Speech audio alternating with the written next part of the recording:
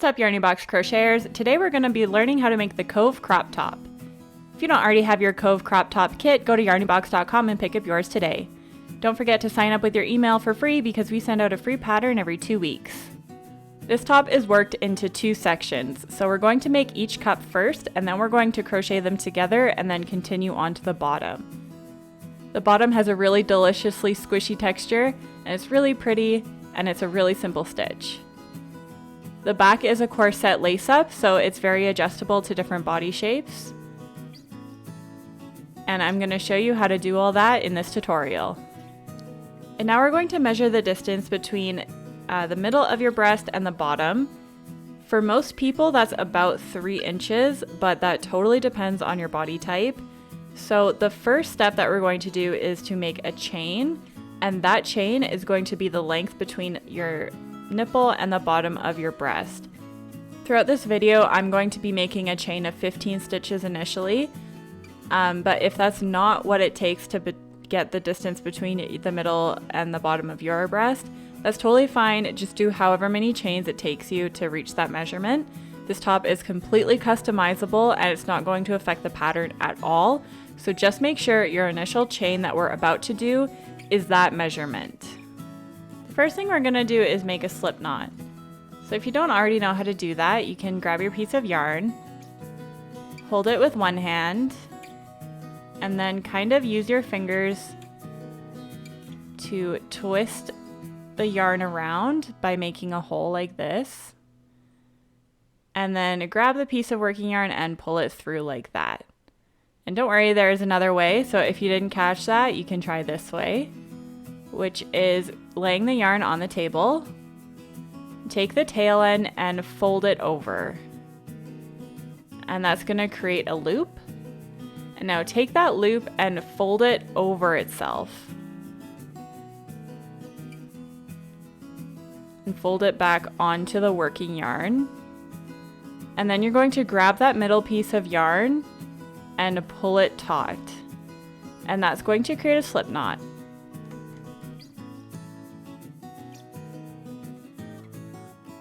Now that you have your slip knot, tighten it to your hook, but don't make it too tight. You want to keep it pretty loose. So as you can see here, there is quite a big gap between my knot and my hook. That's because you want to keep your tension nice and loose while doing this step. And now you can decide how you want to hold your crochet hook. So this is called a knife hold, and this would be a pencil hold. I personally find the pencil hold a little bit easier, but you can decide for yourself which way you like to hold your hook. As you can see here, this is the tail. It's the part of the yarn that is not attached to the ball, so you can just put that aside. And then grab the working yarn, which is the yarn that is attached to the ball. And I like to wrap my working yarn around my index finger while kind of clamping the rest of it with my hand. And now we're going to do this next step very loosely, so do not have tight tension while doing this. We're going to wrap the hook around the yarn and pull it through that loop that's on our hook. Make sure your hook is pointing downwards for this, or else you're not going to be able to get that yarn through the hole. So make sure your hook is pointing down, make sure your tension is nice and loose, and pull the yarn through the hole. And now do that one more time. And again. So this is called a chain. It's just yarning over and pulling the yarn through the loop that's on your hook. And remember to keep your tension loose. We want to be very, very loose here. So for me, this is going to be an initial chain of 15 stitches. But just make sure that this chain ends up being the measurement that we took. That's between the nipple and the bottom of your breast. So now that we have the chain, I'm going to show you how to count the stitches. Each of these stitches looks like a V. So here I'm showing you that's one stitch, that's another, and another. So that's 1, 2, 3, 4, 5, 6, 7 stitches. And now this is one loop, this is another loop. And if you turn your chain over, there's little nubs on the back. That's considered the third loop of each chain. So that's where we're going to be working in this project, is on the back side of the chain into those little nubs. That's why we had to have super loose tension, because it can be difficult to pop your hook into each one of those little nubs. So if your chain is too tight, that's okay, just undo it and redo it. So here I'm pointing to where you would normally put your hook, but in this project we're going to be doing it in the back side. Here you can see there's a loop on your hook, and then there is a stitch right under there. We're going into the next stitch, so that is the second nub down from your hook. Insert your hook into that nub, yarn over, and pull through. And now yarn over again and pull through. This is called a single crochet. So that's one stitch, and you can see there's another V on top of the hook now. So that was a stitch we just made. So now go into the next nub, insert your hook, yarn over, and pull through. Yarn over again and pull through. Now there's another V on the other side. So that's 2 stitches that we've done. And then we're going in the next one. Insert your hook, yarn over, pull through, yarn over again, and pull through. So each of these is a single crochet.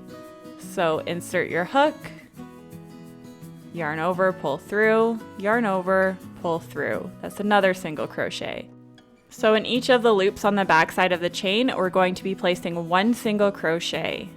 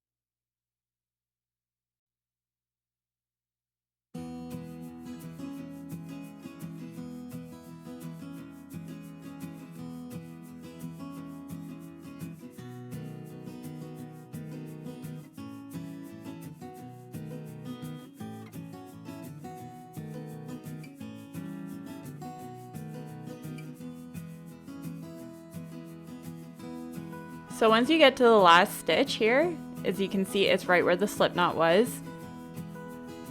Just stop for a second, and I'm going to show you what each stitch looks like. So as you can see, each of these single crochets that we made a little V on the top of the chain. Those are going to be the stitches that we work into in the next round. And so now you can put your hook back on and insert your hook into the very last chain stitch. And we're going to place 3 single crochets into this stitch. So yarn over, pull through, yarn over again, pull through, and then go into the exact same hole and make another single crochet. And now we're going to mark that stitch. So grab your stitch marker and mark that stitch that we just made. You can just pop your stitch marker in, it works like a safety pin. And now make 1 more single crochet in the exact same hole that we just went into. And that is called an increase. And we're going to be doing this at the middle of every single row. So now we're going on to the other side of the chain. So we're kind of making like a rainbow shape here. So to find the next stitch, make sure it is the stitch that's beside the big hole that we just made by increasing into it. So that's the hole that we just went into, and then that is the next stitch available. Poke your hook under, and it's a little bit different than working into the chain stitch. You're going to have 2 new loops on your hook here. So put the entire V on your hook, and then yarn over and pull through, yarn over again and pull through. And this is a normal single crochet. So just go down the entire chain, placing 1 single crochet in each of these stitches. And I will meet you back once we're at the end of the chain.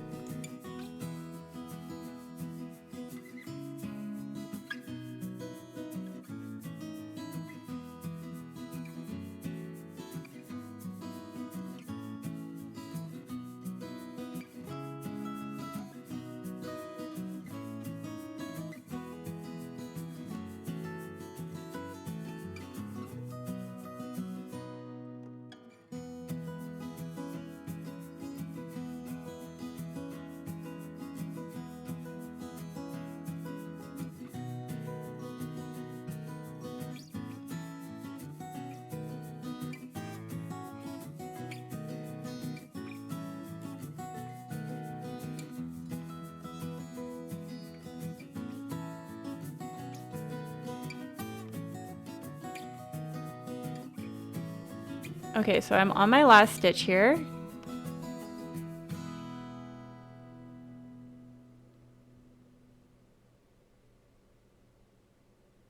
So insert your hook and make a single crochet. And that is the first row of the project completed. Now to make the rest of the cup, all we're going to be doing is going back and forth to make this U shape. And each time you make the U shape, the cup is going to get larger, both wider and taller. And just do that as many times as you need to get the correct coverage that covers your own chest. So here I'm showing you, these are the stitches we're going to be working in the next round. So now we can insert our hook again, and we're going to chain one, which is yarning over and pulling through the loop on your hook. That's called a chain one. And then turn your work. And now we're going to crochet in each stitch around the loop. So insert your hook into the very next stitch. The chain one does not count as a stitch. So the very first available hole that you see, that's where you put your hook. And then in the next stitch, make another single crochet and just keep single crocheting in each stitch. And when we get back to the stitch marker, I'm going to show you how to make another increase for the next round. But for now, it's just one single crochet per stitch.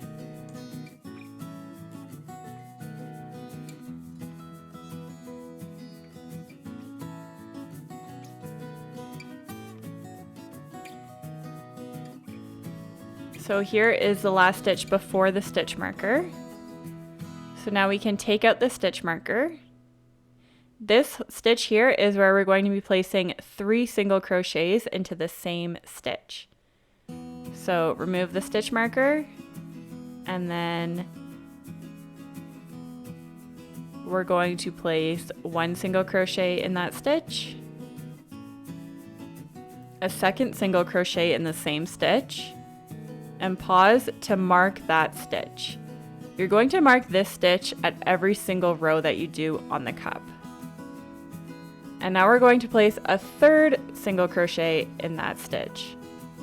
And now you can carry on for the rest of the row, making 1 single crochet in each stitch along.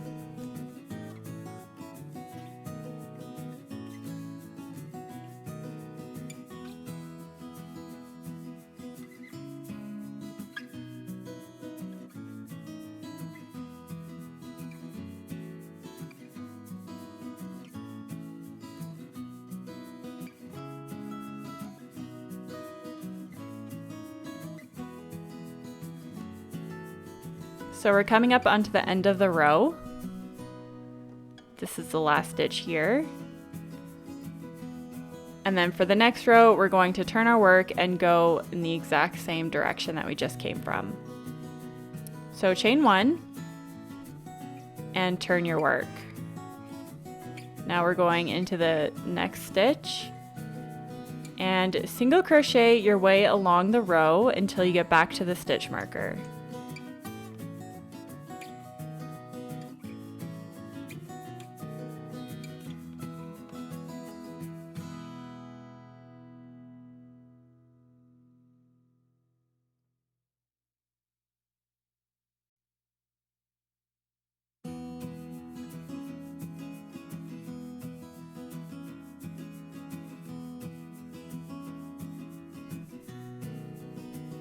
So now that we're back at the stitch marker, you can take it out. And again, we're placing 3 single crochets in that stitch, and we are stitch marking the second single crochet that we make.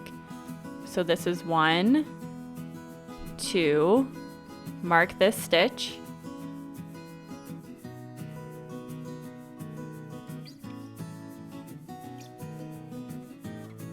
and 3. And then you can carry on the rest of the way down the row, making 1 single crochet in each stitch.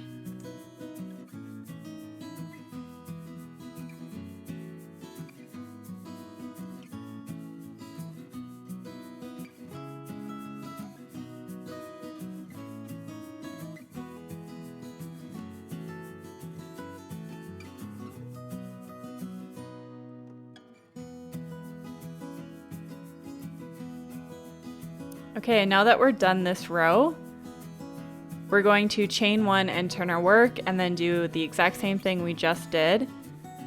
So single crochet your way along, and then once you get to the stitch marker, make 3 stitches in the same stitch and mark the second one that you did.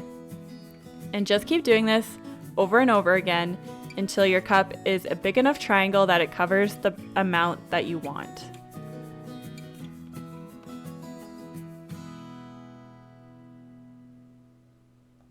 Here I'm showing you that is the middle of the cup, and as you keep making stitches along, it's going to make it wider. In your Yarny Box kit, I have a loose size guide of how many inches wide your cup should be depending on your size. So for example, an extra small is between 5 and 5.5 inches.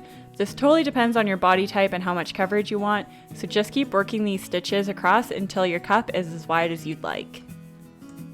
So in this video, I made an extra small size and it measures 5.5 inches. But just hold up the cup to your own body and make sure it's the right size for you. So now that it's the right size, you can cut off the piece of yarn. And we're going to do something called fastening off, which is just taking the yarn and pulling it through. Just like so. So now you're going to do this process all over again and make a second cup that's identical to your first cup. In part 2, I'm going to show you how to attach the 2 cups together and what the next step is going to be. See you there!